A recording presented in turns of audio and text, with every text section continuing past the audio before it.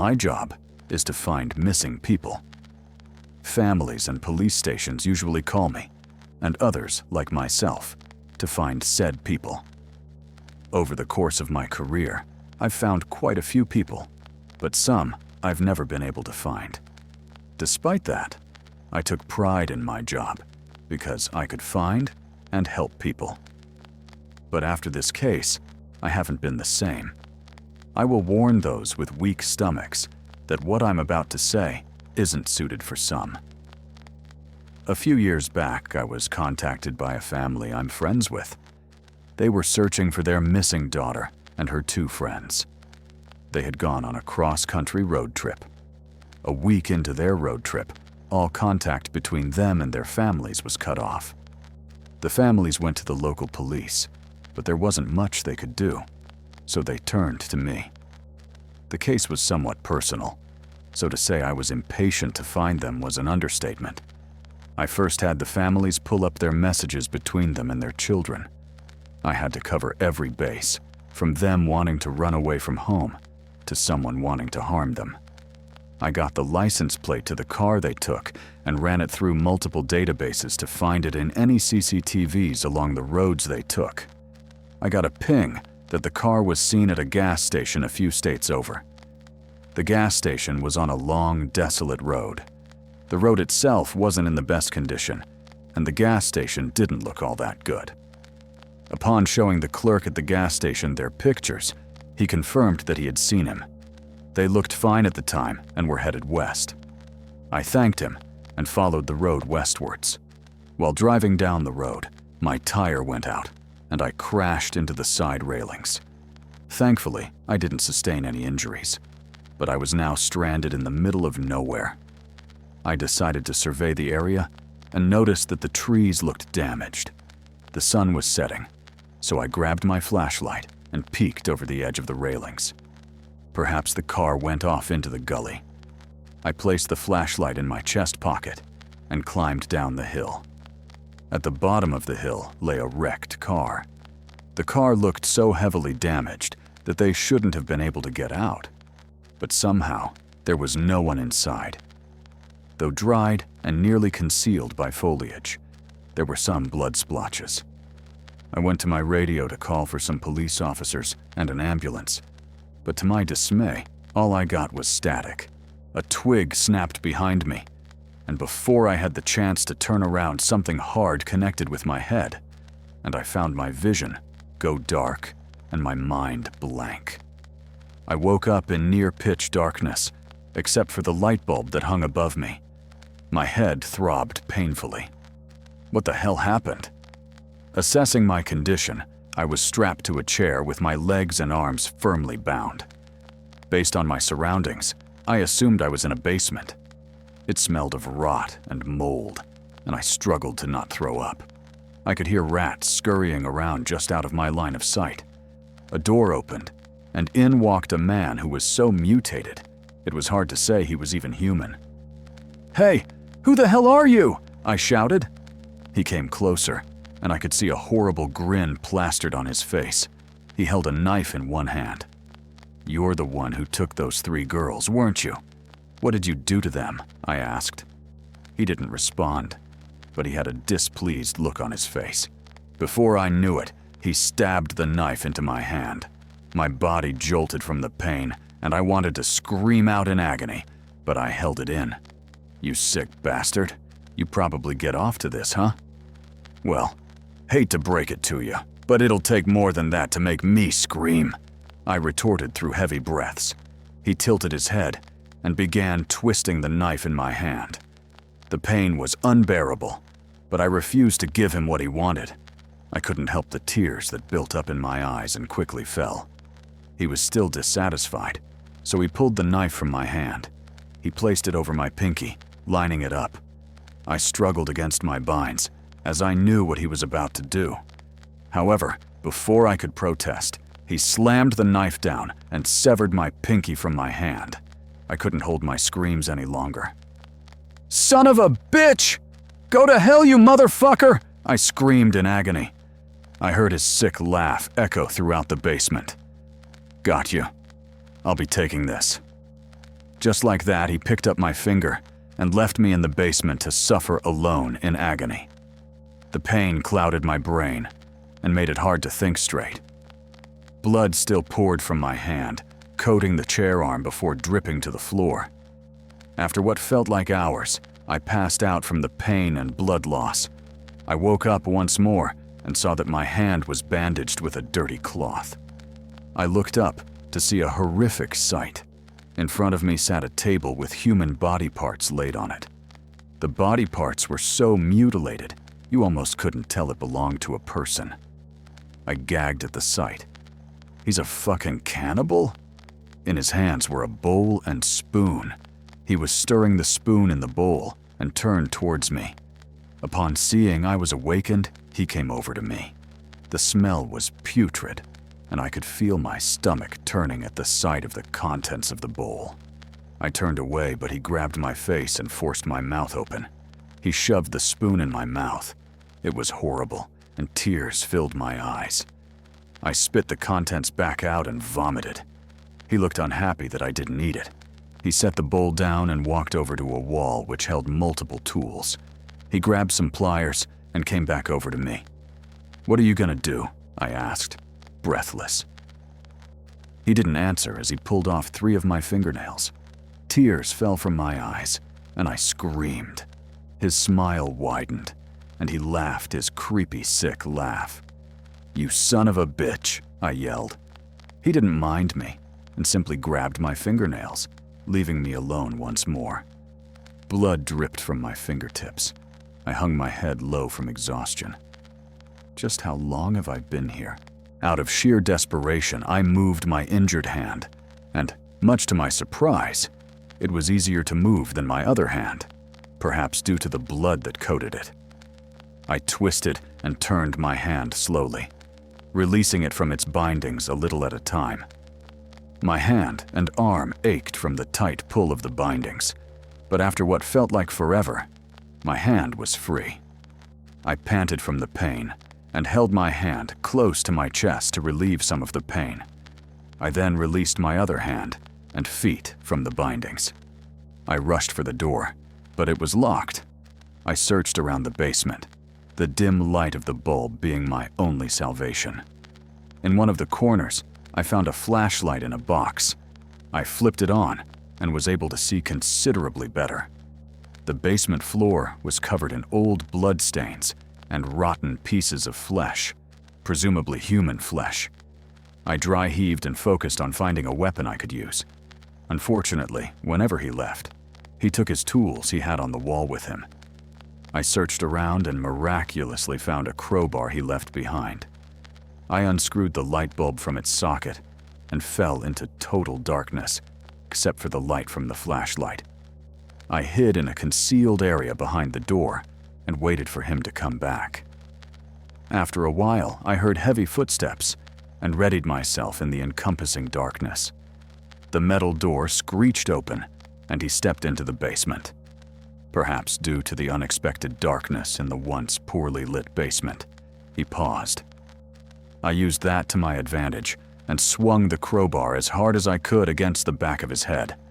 He grunted and fell over. I ran up the stairs, tripping over some uneven boards, and came out into an old, run-down, and decrepit house. I rushed through the house and barged through the front door. I ran into the chilly night air. I could hear sounds from within the house, and dread filled me. How was he up already? I ran blindly through the woods, tripping over tree roots and slipping on leaves covered in dew. I stepped on something cold and metallic, and before I had time to react, it clamped down on my leg. The bear trap broke my leg in several places, and I screamed as I fell over, blood pouring from my leg. I could hear movement in the woods from the direction I had come from. I knew it was him. I pried the trap open and thankfully got my leg out. My leg was messed up beyond belief. It was mangled and I could barely stand on it. The noise got closer, so I forced myself to run. This, however, didn't work, and he appeared right behind me and tackled me down. He had an ice pick and was trying to stab me with it. I struggled with him, and managed to knock it out of his hands. I kneed him in the gut, which released his hold on me, and I scrambled for the ice pick. He grabbed my mangled leg and dragged me back to him. I yelled in pain as he flipped me over and began strangling me. I couldn't breathe and felt my consciousness slipping as I blindly grabbed for the ice pick. I felt the cool metal and saw a ray of hope. I grabbed it in my hand and with one swift movement stabbed it into his neck. I pulled it out as his body recoiled. His blood squirted out onto me as I breathed in once more. He fell back onto the ground, making a gurgling noise. I struggled up and continued limping onwards. I soon found a dirt road which led me to the highway. I collapsed on the side of the highway just as a car spotted me and pulled over. The person rushed to me as I succumbed to the darkness. I don't know much of what happened after that, but I woke up in a hospital a few days later. I was told that I was probably held in that basement for about 4 to 5 days. I was told I had gotten lucky, but I didn't really feel like I had. Everything that happened broke me. How could I tell those families what had really happened to their children?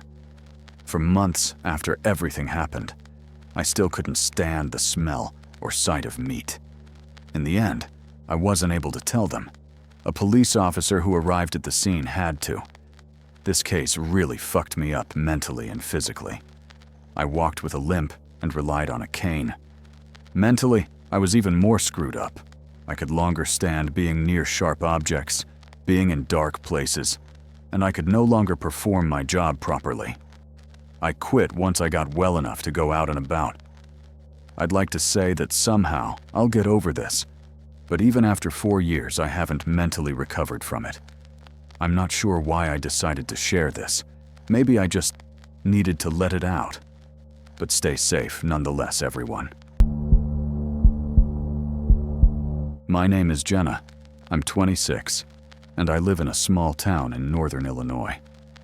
The kind of place where people still leave their doors unlocked during the day and wave to neighbors they've known since kindergarten. Nothing big ever really happens here. No major crime, no chaos. It's the kind of town where people say, you're lucky to live somewhere so quiet. I used to believe that too, until last year. It started the week after I moved into my new apartment, a basement-level unit in a 3-story building on the edge of town. It wasn't fancy, but it was cheap and had decent light for a basement. I'd just gotten out of a long-term relationship and wanted a clean slate, a quiet place where I could focus on work and figure things out. The first few nights were uneventful. I was unpacking, ordering takeout, watching shows too late, just trying to feel normal again. Then, one night, I was brushing my teeth when I noticed something odd in the bathroom window. A shadow. At first, I thought it was a tree, the kind of thing you dismiss in a glance. But it didn't move with the wind. It didn't sway. It just stood there, still, watching. I stepped closer, and the shadow stepped away. It was a person. Someone had been standing right outside my bathroom window, just staring in. I ran out into the living room, heart racing, flipped all the lights on, and called the non-emergency police line. They sent a cruiser about 20 minutes later. The officer was nice enough, checked around the outside of the building, asked me some questions, but ultimately said he didn't see anything. Probably just some kid messing around. You know, bored teenagers, that kind of thing. I wanted to believe that. I tried. But the next night, it happened again. This time, I saw him clearly. He was standing just beyond the bathroom window again, barely lit by the street lamp down the block. A tall man, wearing dark clothes, hood up, face hidden in shadow. He didn't move, didn't say anything, just stood there, watching. I backed out of the bathroom, locked the door behind me out of instinct, then ran to the living room and called 911. This time, they sent 2 officers. They searched the perimeter with flashlights, even checked the tree line behind the building. Again, nothing. No footprints, no damage, just empty night. The younger officer asked me if I had an ex, or someone who might want to scare me. I said no. I wanted to believe this was random. Maybe someone drunk, maybe just a fluke. But deep down, I knew it wasn't. I installed motion lights the next day, bought blackout curtains, got pepper spray. I even put a stick in the window track so no one could slide it open. I wasn't about to take chances. It worked. For a while. A week went by with no signs of him. I told myself maybe he moved on. Maybe it really was some random creep passing through. Then one night, I woke up around 3 a.m. to a tapping sound. Not on the window this time. On the glass door that led out to the small patio connected to my unit. It was just 5 feet from where I slept. There was a sheer curtain drawn across it, so I couldn't see clearly. But I could make out a shape. He was back, just standing there, his hand slowly, rhythmically tapping one finger against the glass. Tap, tap, tap. I grabbed my phone, called 911 again, whispered the details while staring at the shape on the other side of the door. The dispatcher told me to stay on the line. Officers were on their way. And just like last time, the moment I heard the distant sound of sirens, he turned and vanished into the night. Police showed up and swept the area. Still nothing. No forced entry. No footprints. The responding officer this time, a tired older guy, gave me that same look I'd seen before. That "you're overreacting" look. Look, miss, I'll file a report. But unless he tries to break in or causes property damage, there's not much we can do. This isn't really a crime yet. Not really a crime. That stuck with me. I asked about security cameras. They said they'd make a note to increase patrols in the area. But that was it. No real answers. Just apologies. I started leaving lights on at night. I slept with a kitchen knife under my pillow. I barely slept at all. He didn't show up every night. It was random, every few days. Just long enough for me to wonder if he was gone. And then, like clockwork, he'd come back. Always silent. Always watching. Never breaking in. Never speaking. Just being there. Long enough to make sure I knew it. It had been almost a month since the first time I saw him. By now, I'd filed 3 police reports, spoken to 5 different officers, changed the locks, installed window bars, and bought a door camera. But none of it stopped him. The footage from the camera only ever caught blurry glimpses. A shape passing just out of frame. A faint figure standing too far to make out any features. It was like he knew where the blind spots were. Like he was playing with me. One night, after nearly 5 straight days without sleep, I snapped. I was curled up in the living room, shaking, clutching a cup of cold coffee, when I saw the shadow pass by the patio door again. This time, I ran outside. I don't know what I was thinking. Rage, fear, maybe some twisted mix of both. But I threw open the door and stepped out into the night, yelling at him, screaming for him to stop, to leave me alone, to face me. But there was no one there, just the cold night air and the sound of leaves shifting in the breeze. I called the police again. I told them I was losing it, that he was getting inside my head. I begged them to send someone, not just to check, but to stay. A young officer named Harris was dispatched. He listened quietly while I explained everything. He didn't roll his eyes. He didn't cut me off. For the first time, someone seemed to believe me. He agreed to stay outside in his patrol car overnight, at least until morning. Around 2:40 a.m., I got a call from him. He sounded shaken. "Jenna, I just saw someone walk around the side of the building. Black hoodie, tall. He matched your description. I'm going after him." I didn't even have time to respond. He hung up.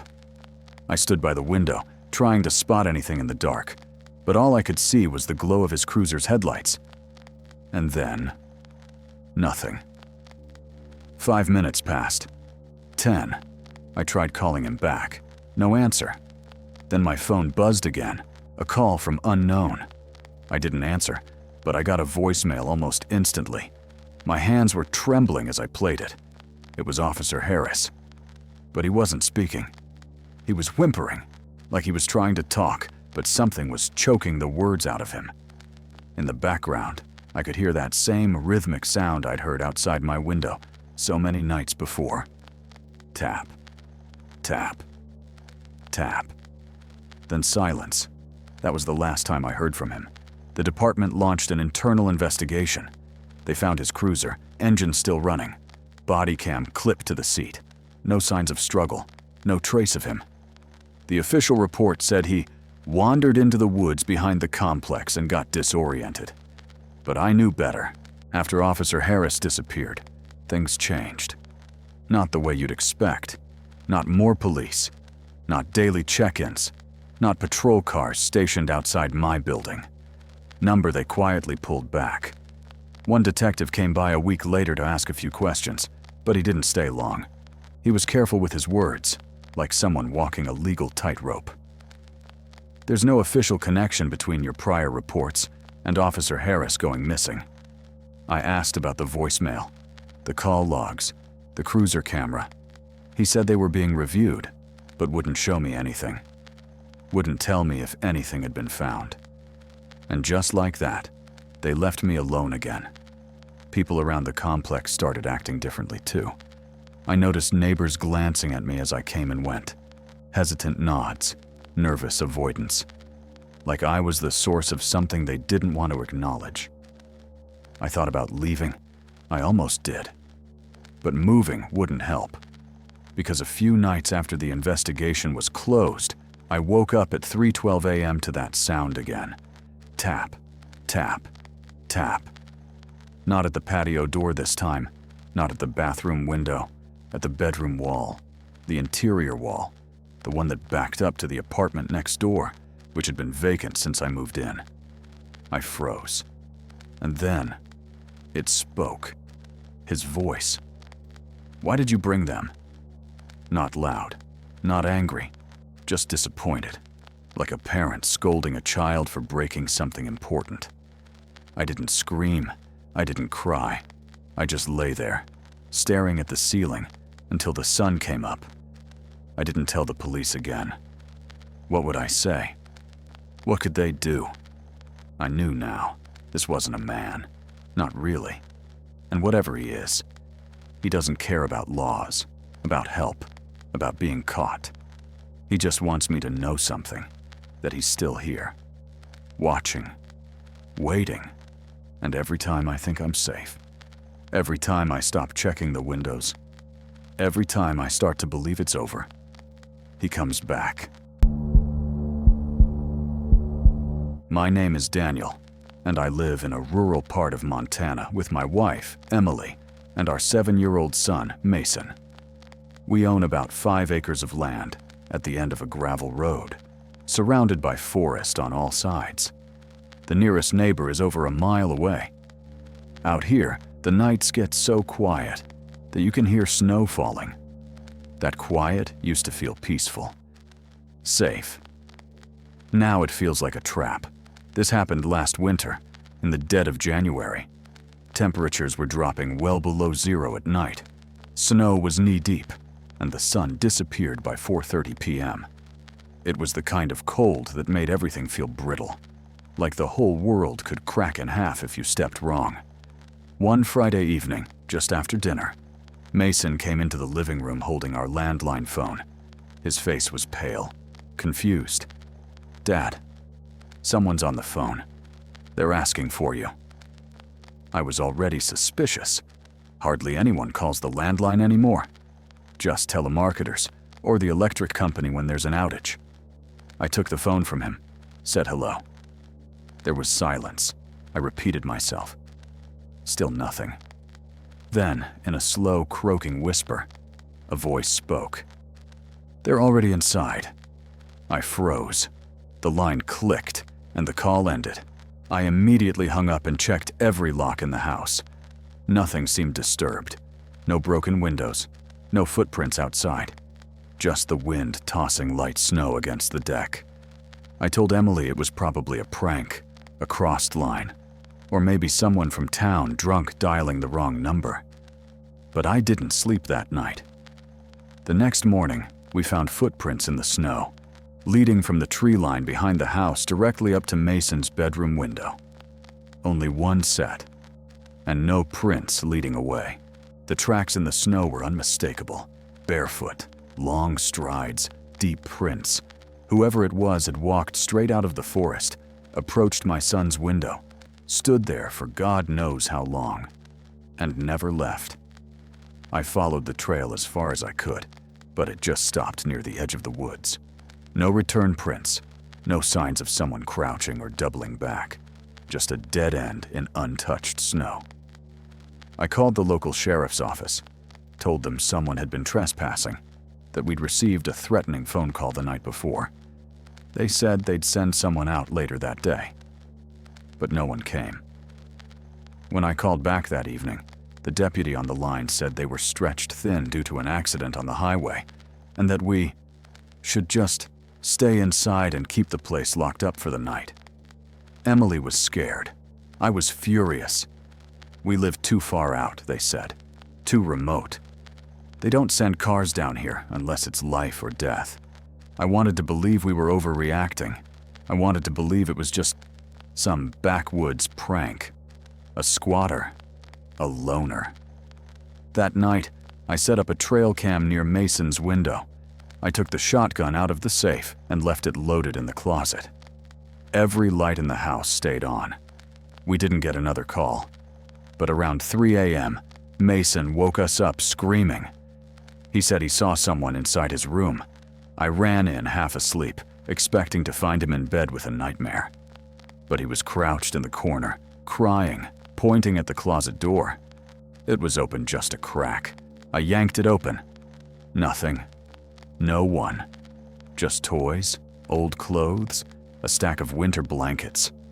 I searched the whole house again. Every room, every closet, every crawl space. Nothing was out of place. Every door was still locked.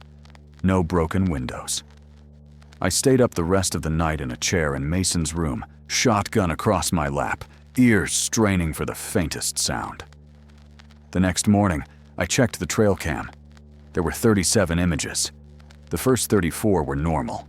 Birds, a raccoon, blowing snow. The 35th showed a tall man in a black coat, face not visible, standing inches from Mason's window. The 36th was just snow. The 37th, a close-up of a hand, pale and veiny, reaching directly toward the lens. The timestamp said it was taken at 3:06 a.m., exactly when Mason woke us up. I drove into town that day, took the SD card to the sheriff's department, demanded they look at it. The deputy barely glanced at the photos before giving me that same condescending smile I'd seen before. It's probably just a hunter passing through. We get drifters sometimes, nothing to worry about. I asked if they could send a patrol, maybe do a sweep of the woods. Like I said, sir, you live a long way out. That was it. No report, no follow-up, just a shrug and an excuse. I realized then, we were on our own. That night, I didn't sleep at all. I kept the shotgun on my lap, the trail cam pointed toward the window, and every single light in the house blazing like a lighthouse in the dark. Emily stayed in Mason's room, curled up beside him, reading from his favorite book until he finally drifted off. I sat in the living room, staring out the window toward the trees, waiting for any sign of movement. At exactly 3:12 a.m., the landline rang again. This time, I didn't hesitate. I picked it up and barked into the receiver. "Who is this? What do you want?" Silence. Then, breathing. Shaky, raspy, like someone gasping through frostbitten lungs. "You left the basement window unlocked." Click. I dropped the phone and ran. The basement. I never go down there. Just storage, old furniture, boxes, seasonal junk. But I didn't care. I bolted down the stairs 2 at a time, shotgun raised. Sure enough, the window above the utility sink was ajar, maybe a few inches, just enough to slip fingers through. I slammed it shut and locked it. I swept the entire basement. Empty. still. But the air was cold, way too cold, like the heat hadn't reached this room in hours. I turned back toward the stairs and froze. A wet footprint was on the third step up, just one. It hadn't been there when I came down. I would have seen it. I backed up toward the wall, shotgun tight to my shoulder, and shouted for Emily. She didn't answer. I ran back upstairs, checked the living room, kitchen, hallway. Empty. Mason's door was open. The bed was empty. The blanket was still warm. The window? Closed. But on the windowsill, inside the house, were handprints. Long, narrow, pale smudges across the glass. I started screaming her name. That's when I saw the trail. Footprints. 2 sets. One small, one not. Leading from the back door, which was somehow unlocked, across the snowy yard, and straight into the woods. I ran after them without thinking. No coat. No gloves. Just the shotgun and pure panic. I followed the trail for maybe 200 yards before it abruptly stopped. No drag marks, no animal tracks, no broken branches, just empty snow, as if they'd both vanished. I fired the shotgun into the air 3 times, screaming until my throat gave out. No answer. No movement. No sound. I finally called 911. My voice was ragged. I told them someone had taken my wife and child, that this wasn't a trespasser, it was a kidnapping. They didn't believe me. They said it was too dark, too dangerous to send search teams into the woods at night. They told me to wait until first light. I waited. Alone. The sheriff's department showed up at sunrise.